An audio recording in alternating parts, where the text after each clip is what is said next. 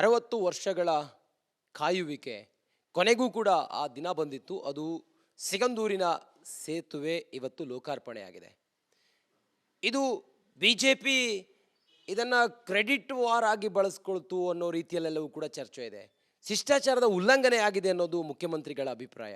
ಹಾಗಾದ್ರೆ ಮುಖ್ಯಮಂತ್ರಿಗಳಿಗೆ ಇದರ ಆಹ್ವಾನವನ್ನು ಕೊಟ್ಟಿರಲಿಲ್ವಾ? ಕ್ಷೇತ್ರದ ಶಾಸಕರು ಏನು ಹೇಳ್ತಾರೆ? ಇಷ್ಟೆಲ್ಲ ಹೋರಾಟದಲ್ಲಿ ಭಾಗವಾಗಿದ್ದಂಥ ಶಾಸಕರು ತಮ್ಮ ಮನೆಯ ಕೂಗಳತೆ ದೂರದಲ್ಲಿ ಸಮಾವೇಶ ನಡೀತಾ ಇದೆ. ಅವ್ರದ್ದೇ ಕ್ಷೇತ್ರದಲ್ಲಿ ಸೇತುವೆ ಉದ್ಘಾಟನೆ ಇದೆ, ಯಾಕೆ ಹೋಗಲಿಲ್ಲ? ಮಾತಾಡೋಣ. ಕ್ಷೇತ್ರದ ಶಾಸಕರಾಗಿರುವ ಬೇಳೂರು ಗೋಪಾಲಕೃಷ್ಣ ಅವರು ನಮ್ಮ ಜೊತೆಲಿದ್ದಾರೆ. ಸರ್ ನಮಸ್ಕಾರ. ಸರ್, ತಮ್ಮ ಕ್ಷೇತ್ರದಲ್ಲಿ ಇವತ್ತು ಜನರ ಆ ಕಣ್ಣೀರಿನ ಕರಾಳ ದಿನಗಳು ಮಾಸಿ ಒಂದು ಹೊಸ ಚೈತನ್ಯ ಚಿಮ್ತಾ ಇದೆ. ತಮ್ಮ ಪಾಲು ಕೂಡ ಅದರಲ್ಲಿದೆ, ತಮ್ಮ ಹೋರಾಟ ಕೂಡ ಅಲ್ಲಿದೆ, ತಮ್ಮ ಧ್ವನಿ ಕೂಡ ಅದರಲ್ಲಿದೆ. ಹೀಗಿರುವಾಗ ತಾವು ಕಾರ್ಯಕ್ರಮಕ್ಕೆ ಹೋಗಬೇಕಾಗಿತ್ತು ಅನ್ನೋದು ಜನರ ಒತ್ತಾಸೆ ಆಗಿದೆ. ಕಾರ್ಯಕ್ರಮವನ್ನು ರಾಜಕೀಯವಾಗಿ ಮಾಡೋಕ್ಕೆ ಹೋಗಬಾರ್ದು. ಈಗ ಯಾವುದೇ ಒಂದು ಸರ್ಕಾರದ ಯೋಜನೆ ಇರ್ಬೋದು, ಇನ್ನೊಂದು ಇರ್ಬೋದು. ಈಗ ಅದು ಕೊಟ್ಟಿದ್ದಾರೆ, ನಾವು ಸಂತೋಷ ಬಿದ್ದಿದ್ದೀವಿ. ನಾನು ಹೇಳಿದ್ದೇನೆ, ಇದು ನಿಮ್ಮ ಪಕ್ಷದ್ದೇ, ನಿಮ್ಮ ಕೇಂದ್ರ ಸರ್ಕಾರದೇ ಕೊಟ್ಟಿದ್ದು. ನೀವೇ ಅದರದ್ದು ಎಲ್ಲವನ್ನು ಕಿರೀಟವನ್ನು ಹಾಕ್ಕೊಳ್ರಿ. ಆದರೆ ಕಾರ್ಯಕ್ರಮಗಳನ್ನು ಹೇಗೆ ಮಾಡಬೇಕು, ಏನು ಮಾಡಬೇಕು ಅನ್ನೋದನ್ನ ನಿರ್ಧಾರ ಮಾಡಬೇಕು ಅಲ್ವಾ? ಮುಖ್ಯಮಂತ್ರಿಗಳನ್ನ ಕರಿಬೇಕು. ಇಂಥ ಕಾರ್ಯಕ್ರಮಕ್ಕೆ ಮುಖ್ಯಮಂತ್ರಿ ಯಾಕೆ ಕರೆಯಲ್ಲ ನೀವು? ಕರಿಬೇಕಲ್ವಾ? ಅಥವಾ ಮುಖ್ಯಮಂತ್ರಿಗಳು ಹೇಳಿದ್ದಾರೆ, ಗಡ್ಕರಿಯವರು ಲೆಟ್ರ್ ಬರೆದಿದ್ದಾರೆ. ಆದರೂ ಸಹ ಕೇಂದ್ರದಿಂದ ಇವತ್ತು ಹೆಚ್ಚು ಒತ್ತು ಹಾಕಿ ಇವತ್ತು ಇಲ್ಲಿ ಬಂದು ಉದ್ಘಾಟನೆ ಮಾಡಿದ್ದಾರೆ. ನಾವೆಲ್ಲ ರೆಡಿ ಇದ್ದೀವಿ, ನಾವೆಲ್ಲ ಹೋಗ್ಬೇಕಂತಲೇ ಇದ್ದಿದ್ದು. ಆದರೆ ಮುಖ್ಯಮಂತ್ರಿಗಳು ಕರೆದಿಲ್ಲ ಅಂದಾಗ ಸಹಜವಾಗಿ ನಾವು ಬಿಟ್ಟಿದ್ದೀವಿ. ಆದರೆ ನಾವು ಯಾವುದೂ ಅಡಚಣೆ ಹಾಕಲಿಲ್ಲ, ಏನೂ ಮಾಡಿಲ್ಲ. ಒಳ್ಳೆಯದು ಮಾಡಿದ್ದಾರೆ, ಒಂದು ಒಳ್ಳೆಯ ಕಾರ್ಯಕ್ರಮ. ಆ ಭಾಗದ ಜನರಿಗೆ ಇವತ್ತು ಅದು ಸಿಕ್ಕಿದೆ. ಹೋರಾಟಗಾರರು ಏನು ಮಾಡಿದರು ಅವರಿಗೆ ಅದು ಫಲಪ್ರದ ಆಗಿದೆ. ಹಾಗಾಗಿ ನಾನು ಯಾವುದು ಸಮಸ್ಯೆ ತೊಗೊಳಕ್ಕೆ ಹೋಗಿಲ್ಲ. ಒಳ್ಳೇದು ಬಿಡಿ, ಅವರು ಯಾರು ಉದ್ಘಾಟನೆ ಮಾಡಿದ್ರು ಉದ್ಘಾಟನೆ ಅಲ್ವಾ?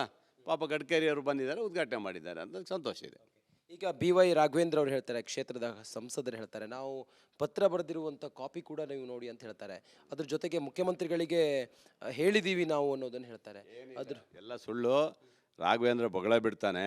ಇವಂದೇ ಎಲ್ಲ ಪ್ಲ್ಯಾನ್, ಇವ್ರದ್ದೇ ಎಲ್ಲ ಪ್ಲ್ಯಾನ್ ಇದೆ. ಇಲ್ಲಿ ಸೇತುವೆ ಕೊಟ್ಕೊಂಡು ಇಲ್ಲಿ ಸ್ವಲ್ಪ ರಾಜಕೀಯ ಮಾಡಬೇಕು, ಮಾಜಿ ಶಾಸಕನ ಸ್ವಲ್ಪ ಫೋಕಸ್ ಕೊಡಬೇಕು ಅನ್ನೋದು ಮಾಡಿದ್ದಾರೆ. ಇವ್ಯಾವುದೂ ನಡೆಯೋದಿಲ್ಲ. ಹಿಂದೆನೂ ಸಹ ಎಲೆಕ್ಷನ್ ಸಂದರ್ಭದಲ್ಲಿ ಇದೇ ಸೇತುವೆ ತೋರಿಸ್ಕೊಂಡೆ ಇವ್ರು ರಾಜಕಾರಣ ಮಾಡೋಕ್ಕೆ ಹೋದವರು ಇಲ್ಲಿ ಏನೂ ನಡೀಲಿಲ್ಲ ಜನರದ್ದು. ನೋಡಿ, ಒಂದು ಸೇತುವೆ ಕೊಟ್ಟಿದ್ದೀರಿ. ಯಡಿಯೂರಪ್ಪನವರು ಆ ಕಾಲದಲ್ಲಿ ಅವರ ಹಿಂದೆ ನಾವು ಹೋರಾಟ ಮಾಡಿದ್ದೀನಿ, ನಾನು ಪಾದಯಾತ್ರೆ ಮಾಡಿದ್ದೀನಿ.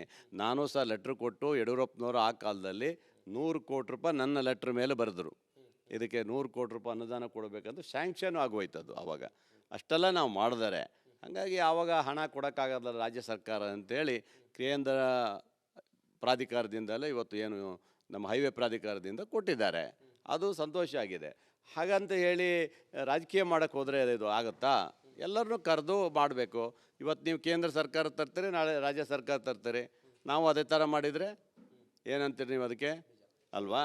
ನಿಮಗೆ ಹೈಲೈಟ್ ಆಗ್ಬೇಕು, ಇನ್ನೊಂದು ಆಗ್ಬೇಕು. ಏನು ನೀವು ಎಲ್ಲ ಮನೆಗೆಲ್ಲ ಕಾರ್ಡ್ ಹಂಚ್ಕೊಂಡು ಎಲ್ಲರಿಗೂ ಕೊಟ್ಟು ಕರ್ಕೊಂಡು ಬಂದು ಭಾರಿ ದೊಡ್ಡ ಸಭೆ ಮಾಡಿದ್ದೀರಾ? ಇದ್ರ 100 ಅಂತ ಸಭೆ ಮಾಡೋ ತಾಕತ್ತು ಬೇಳೂರಿಗಿದೆ, ನಮ್ಮ ಮುಖ್ಯಮಂತ್ರಿಗಳಿಗೆ ಇದೆ. ನಾವು ಕೊಟ್ಟಿದ್ದೀವಿ ಸೇತುವೆ. ಹಸಿರುಮಕ್ಕಿ ಕೊಟ್ಟಿಲ್ವ ನಾವು ಸೇತುವೆ ಕೊಟ್ಟಿಲ್ಲ. ನಾವೇನು ಕೋಡ್ ಹಾಕೊಂಡು ತಿರ್ತಾ ಇದ್ದೀವಾ? ಅಥವಾ ನನಗೇನು ಕೊಂಬು ಬಂದಿದೆ ನಮ್ಮ ಸರ್ಕಾರಕ್ಕೆ ಏನಾದರೂ? ಅದನ್ನು ಇವರೆಲ್ಲ ನಿಲ್ಲಿಸಿದ್ದಾರೆ. ಈಗ ಮುಳುಗಡೆ ಸಂತ್ರಸ್ತರು ಆ ಭಾಗದವ್ರು ಮಾತ್ರ ಅವರಲ್ವಾ? ಅವರು ಮುಳುಗಡೆ ಆಗಿ 60 ವರ್ಷದಿಂದ ಸಂತ್ರಸ್ತಾಗಿ ಪಾಪ ಅವರು ಕಾಯ್ತಾ ಇದ್ದಾರೆ, ಯಾವಾಗುತ್ತೆ ಸೇತುವೆ ಅಂತ ಕಾಯ್ತಾ ಇದ್ದರು. ಇವರು 5 ವರ್ಷ ಏನೂ ಮಾಡಲಿಲ್ಲಲ್ಲ. ಈಗ ನಾನು ಬಂದ ಮೇಲೆ ಅದಕ್ಕೆ 55 ಕೋಟಿ ಕೊಟ್ಟು ಈಗ ಮತ್ತೆ ಶುರು ಮಾಡಿ, ಈ ಸೇತುವೆಗೂ ಅಷ್ಟೇ 2 ವರ್ಷದಿಂದ ಬೇಗ ಮುಗಿಸ್ರಿ ಪಾಪ ಭಾಗದ ಜನರಿಗೆ ಆಗ್ಬೇಕಂತೇಳಿ ಒಂದು ಚೂರು ಅಡಚಣೆ ಮಾಡದೆ ಕೆಲಸ ಮಾಡಿಕೊಟ್ಟಿದ್ದೀನಿ. ಸರ್, ಶಿಷ್ಟಾಚಾರದ ಉಲ್ಲಂಘನೆ ಆಗಿದೆ ಅಂತೇಳಿ ಹೇಳಿದ್ದಾರೆ. ತಮಗೆ ವೈಯಕ್ತಿಕವಾಗಿ ಕಾರ್ಯಕ್ರಮಕ್ಕೆ ಆಹ್ವಾನವನ್ನು ನೀಡಿದ್ರ? ಅದ್ರ ಜೊತೆಗೆ ಈ ಕಾರ್ಯಕ್ರಮದ ಅತಿ ದೊಡ್ಡ ಕಾರ್ಯಕ್ರಮ ನಿನ್ನೆ ಲೆಟ್ರ್ ನನಗೆ ಕಾರ್ಡ್ ಬಂದಿದೆ. ಯಾವ MP ಹೇಳಿಲ್ಲ, ಯಾರೂ ಬರಲಿಲ್ಲ. ಅವನೇ ಹೋಗ್ತಾರೆ, ಜಾಗದ ಪೂಜೆನೂ ಮಾಡ್ತಾರೆ, ಅಲ್ಲೇ ಸ್ಟಾಮಿನ ಹಾಕ್ಸಕ್ಕೆ ಹೋಗ್ತಾರೆ. ಏನು ದಿನ ಬರ್ತಾರೆ, ದಿನ ಹೋಗ್ತಾರೆ.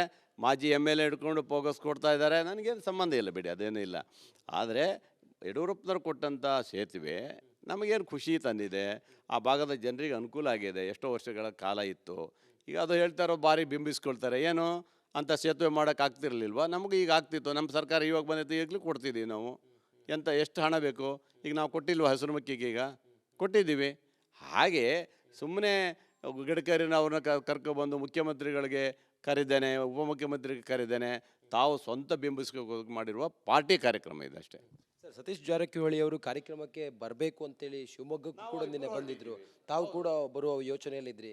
ಸಡನ್ ಅಂತೇಳಿ ತಮಗೆ ಹೋಗಬೇಡಿ ಅಂತೇಳಿ ಹೇಳಿದ್ಯಾರು ಸರ್? ಹೋಗಬೇಡಿ ಅಂತ ಏನು ಹೇಳಿಲ್ಲ. ಮುಖ್ಯಮಂತ್ರಿಗಳಿಗೆ ಇದಿಲ್ಲ ಅಂದಮೇಲೆ ನೀವು ಯಾಕೆ ಹೋಗ್ತೀರಿ ಅನ್ನೋದು ಬಂತು. ಹಾಗಾಗಿ ಬೇಡ ಅಂತೇಳಿ ನಾವು ವಾಪಸ್ ಬಂದಿದ್ದೀವಿ ಅಷ್ಟೇ. ಬಿಜೆಪಿಯವರು ಇದರಲ್ಲಿ ಏನು ಮಾಡೋದಕ್ಕೆ ಹೊರಟಿದ್ದಾರೆ? ಏನು ಸಂದೇಶ ಕೊಡೋದಕ್ಕೆ ಹೊರಟಿದ್ದಾರೆ? ಸಂದೇಶ ಅಂದರೆ, ಈ ಸೇತುವೆ ಇಷ್ಟು ವರ್ಷ ಮಾಡಲಿಲ್ಲ, ಈಗ ಮಾಡಿದ್ದೀವಿ, ನಮ್ಮ ಮೋದಿಜಿಯವ್ರು ಮಾಡಿದರು, ಗಡ್ಕರಿಯವ್ರು ಮಾಡಿದರು, ಬಿ ಜೆ ಪಿಯವ್ರು ಮಾಡಿದರು ಅಂತ ಸಂದೇಶ ದೊಡ್ಡ ಮಟ್ಟಿಗೆ ಸಾಕೊಂಡು ಇಲ್ಲೊಂದು ಸ್ವಲ್ಪ ವೋಟ್ ಬ್ಯಾಂಕ್ ಮಾಡ್ಕೊಳ್ಳೋಕೆ ಹೊರಟಿದ್ದಾರೆ. ಬಿಟ್ಟರೆ ಬೇರೆ ಏನು ಉದ್ದೇಶ ಇಲ್ಲ ಇವ್ರದ್ದು. ಇಷ್ಟೇ ಇವ್ರ ಉದ್ದೇಶ. ಸುಮ್ಮನೆ ಹಾಲಪ್ಪ ಒಬ್ಬ ಅಲ್ಲಿ ಹೇಳ್ತಾನೆ, ಬೊಗಳೆ ಬಿಡ್ತಾನೆ, ನಮ್ಮ ಸಂತದವ್ರದ್ದೇ ನೀರಲ್ಲಿ ಮುಳುಗಿ ಹೋಗ್ಬಿಟ್ರು, 20 ಜನ ಮುಳುಗೋದ್ರು ಅಂತ. ಅವ್ನು ಸ್ವಂತರೇ ಅಲ್ಲ ಅವರು, ಅವ್ರು ಯಾರೋ ಮುಳುಗಡೆಯವ್ರು ಮುಳುಗೋಗಿದ್ದು. ಇವ್ನು ನಾಟಕ ಆಡ್ತಾನೆ ಇಲ್ಲಿ ಬಂದ್ಕೋದು, ಸಿಂಪತಿ ಬರ್ಸ್ಲಿಕ್ಕೆ ಇವೆಲ್ಲ ಮಾತಾಡ್ತಾ ಇದ್ದಾರೆ. ಇವ್ಯಾವುದು ನಡೆಯಲ್ಲ ಸರ್. ಇವತ್ತು ಉದ್ಘಾಟನೆ ಮಾಡಿದ್ದಾರೆ, ನಮಗೆ ಖುಷಿ ಇದೆ, ನಮಗೆ ಸಂತೋಷ ಇದೆ. ಈಗ ಕಾಂಗ್ರೆಸ್ನ ಯಾವ ಪ್ರತಿನಿಧಿಗಳು ಅಥವಾ ಸರ್ಕಾರದ ಯಾವ ಪ್ರತಿನಿಧಿಗಳು ಕೂಡ ಬಂದಿರಲಿಲ್ಲ. ಇದು ಜನರಿಗೆ ಏನು ಸಂದೇಶ ಹೋಗುತ್ತೆ ಸರ್? ಏನು ಸಂದೇಶ ಮಾಡ್ತಾರೆ ಇವರು? ಪಕ್ಷದ ಕಾರ್ಯಕ್ರಮ ಮಾಡ್ಕೊಂಡ್ರೆ ಯಾರು ಹೋಗ್ತಾರೆ? ಯಾಕೆ ಮಾಡ್ಬೇಕಾಯ್ತು ಇವರು? ಅಲ್ವಾ? ಈಗ ಯಡಿಯೂರಪ್ಪನ ಕರೆದ್ರು, ಯಡಿಯೂರಪ್ಪನ ಕರೆಯಂಗೆ ಇರಲಿಲ್ಲ, ಆದರೂ ನಾವು ಸುಮ್ಮನೆ ಇದ್ದೀವಲ್ಲ. ಕಾಗೋಡು ಸಾಹೇಬರು ಕರೆದ್ರು, ನಾವು ಸುಮ್ಮನೆ ಇದ್ದೀವಲ್ಲ. ಯಾರನ್ನೇ ಕರೆದ್ರು ನಾವು ಬೇಡ ಅಂದಿಲ್ಲಲ್ಲ. ಇದಕ್ಕೇನು ಅಬ್ಜೆಕ್ಷನ್ ಮಾಡಿದ್ದೀವ? ಅವ್ರಿಗೆ ತೊಂದರೆ ಕೊಟ್ಟಿದ್ದೀವ? ಎಲ್ಲದೂ ಸಪೋರ್ಟ್ ಕೊಟ್ಟಿದ್ದೀವಿ. ಆದರೆ ಕಾರ್ಯಕ್ರಮ ಮಾತ್ರ ಇವರು ರಾಜಕೀಯ ಮಾಡಿ ತಮ್ಮ ಸ್ವಂತ ಕಾರ್ಯಕ್ರಮ ಮಾಡಿಕೊಂಡು ಬಿ ಜೆ ಪಿ ಪಕ್ಷವನ್ನು ಬೆಳೆಸ್ಲಿಕ್ಕೆ ಮಾಡಿರುವಂಥ ಇದು ಒಂದು ಕೆಲಸ ಇದು. ಇದ್ರ ಹಿಂದೆ ಯಾರಿದ್ದಾರೆ ಅಂತ? ಇದ್ರ ಹಿಂದೆ ಇರೋದೇ ರಾಘವೇಂದ್ರ ಅವರು, ಯಡಿಯೂರಪ್ಪ ಮಗ ವಿಜಯೇಂದ್ರದೇ ಎಲ್ಲ. ಅವರೇ ಇದೆಲ್ಲ ಪ್ಲ್ಯಾನು. ಈ ಜಿಲ್ಲೆಯಲ್ಲಿ ಏನು ಮಾಡಬೇಕನ್ನೋ ಮಾಡಿದ್ದಾರೆ. ನಮಗೆ ನೋಡಿ, ಕೇಂದ್ರ ಸರ್ಕಾರದ ದುಡ್ಡು ನಮ್ಗೆ ಯಾಕೆ ಬೇಕು? ಅವ್ರು ಉದ್ಘಾಟನೆ ಮಾಡಿದ್ರು, ಮಾಡಿ ಬಿಡ್ರಿ, ಇಲ್ಲಾಂದ್ರೆ ನಾನು ಉದ್ಘಾಟನೆ ಮಾಡಿಸ್ಬಿಡ್ತೀನಿ ಅಂದಾಗ ಬೇಗ ಬಂದಿದ್ದಾರೆ ಅಷ್ಟೇ. ಜನರ ಬದುಕು ಬೆಳಕಿಗೆ ಬರುವಂಥ ಈ ಸಮಯದಲ್ಲಿ ಈ ರೀತಿ ರಾಜಕಾರಣ ಮಾಡೋದು, ಒಬ್ಬರ ಮೇಲೆ ಒಬ್ಬರು, ಇದೆಲ್ಲ ಸರಿ ಅಂತ ಅನ್ಸುತ್ತಾ? ಒಳ್ಳೆ ಕಥೆ ಐತಿ. ಏನು ಅವ್ರ ಅಪ್ಪನ ಮನೆಯಿಂದ ಕೊಟ್ಟಿರ್ತಾನೆ ದುಡ್ಡು? ಈಗ ರಾಘವೇಂದ್ರ ಅವ್ರ ಅಪ್ಪನ ಮನೆಯಿಂದ ತಂದು ಕೊಟ್ಟಿದ್ದಾನ ಅಥವಾ ಒಂದು ಸ್ವಂತ ದುಡ್ಡು ತಂದಿದ್ದಾನ? ಇಲ್ಲಲ್ಲ. ಇದು ನಮ್ಮ ಟ್ಯಾಕ್ಸ್ ಇಲ್ವಾ? ನಾವು ದುಡ್ಡು ಕೊಟ್ಟಿಲ್ವಾ? ಆ ಭಾಗದ ಜನ ಟ್ಯಾಕ್ಸ್ ಕಟ್ಟಿಲ್ವಾ? ನಮ್ಮ ಸಾಗರದಲ್ಲಿ ಟ್ಯಾಕ್ಸ್ ಕಟ್ಟಿಲ್ವಾ? ಕರ್ನಾಟಕದ ಟ್ಯಾಕ್ಸ್ ಇಲ್ವಾ? ಟ್ಯಾಕ್ಸಿಂದ ಹಣ ತಾನೆ. ಇವನು ಅಪ್ಪನ ಮನೆಯಿಂದ ತಂದು ಕೊಟ್ಟಿಲ್ಲಲ್ಲ, ಅಥವಾ ಇವನು ಸ್ವಂತ ದುಡ್ಡು ಅಲ್ಲಲ್ಲ. ಇವನು ರಾಜಕಾರಣ ಮಾಡೋಕ್ಕೆ ಇವನು ಅಲ್ವಾ? ಈ ರಾಜಕಾರಣವಲ್ಲ ನನಗೂ ಗೊತ್ತಿದೆ ಮಾಡೋಕ್ಕೆ, ನಮಗೂ ಬರ್ತದೆ. ಇರಲಿ ಪಾಪ, ಅವ್ರದ್ದು ಹಣ, ಕೇಂದ್ರ ಸರ್ಕಾರದ ಹಣ ಅಂತ ನಾವು ಸುಮ್ಮನೆ ಬಿಟ್ಟಿದ್ದೀವಿ ಅಲ್ವಾ? ನಮಗೂ ಗೊತ್ತಿದೆ, ಕಪ್ಪು ಬಾಟ ಹಿಡಿಯೋಕ್ಕೂ ಗೊತ್ತಿತ್ತು, ನಿಲ್ಸೋಕ್ಕೂ ಗೊತ್ತಿತ್ತು, ಹೋರಾಟ ಮಾಡೋಕ್ಕೂ ಗೊತ್ತಿತ್ತು. ಆದರೆ ಆ ಭಾಗದ ಜನರಿಗೆ ಇಷ್ಟು ವರ್ಷದ ಕಾಲ ಇರಲಿಲ್ಲ, ಕೊಟ್ಟಿದ್ದಾರೆ ಒಂದೇ ಉದ್ದೇಶದಿಂದ ನಾವು ಸುಮ್ಮನೆ ಇದ್ದೀವಿ. ತಾವು ಹೋರಾಟ ಮಾಡಿದ್ರಿ, ಹೇಳಿದ್ರಿ ಯಡಿಯೂರಪ್ಪನವರ ಬೆನ್ನಿಗೆ ನಿಂತು ನಾವು ಪಾದಯಾತ್ರೆಗಳನ್ನೆಲ್ಲ ಮಾಡಿದ್ವಿ ಅಂತ ಹೇಳಿದ್ರಿ. ಇವತ್ತು ಉದ್ಘಾಟನೆ ಆಗಿದೆ. ಆ ಭಾಗದ ಜನರಿಗೆ, ಇರ್ರೆಸ್ಪೆಕ್ಟಿವ್ ಆಫ್ ಪೊಲಿಟಿಕ್ಸ್, ಇದ್ರ ಹೊರತಾಗಿ ಆ ಭಾಗದ ಜನರಿಗೆ, ಸಂತ್ರಸ್ತರಿಗೆ, 2 ಬಾರಿ ಸಂತ್ರಸ್ತರು, ಅವರಿಗೆಲ್ಲ ಈ ಮೂಲಕ ಏನು ಹೇಳಿಕ್ಕೆ ಬಯಸ್ತೀರಿ ಸರ್? ಅಲ್ಲ, ಭಾಳ ಅವರಿಗೆಲ್ಲ ಬೇಕಾಗಿತ್ತು ಬಿಡಿ. ಪಾಪ ಇಷ್ಟು ವರ್ಷಗಳ ಕಾಲ ಎಲ್ಲೆಲ್ಲೋ ಹೋಗಬೇಕಾಯಿತು, ಸುತ್ತಕ್ಕೆ ಬರಬೇಕಾಗಿತ್ತು.